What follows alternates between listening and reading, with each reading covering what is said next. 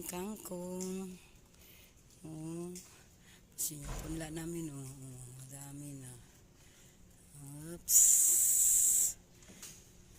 Kangkong lahat yan. Dami na kangkong.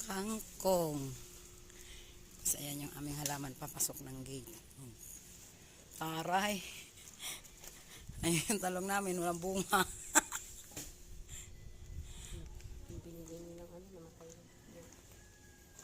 Alin? Hindi, madali lang yan buhayin. Yan, itanim na nga din yan eh.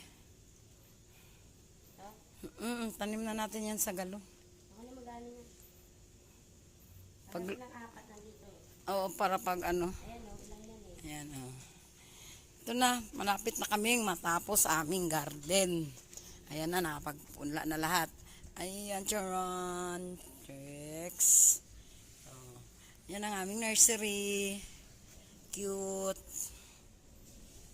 Ayan, natapos na namin mag-plant. Daan na lang ang kulang.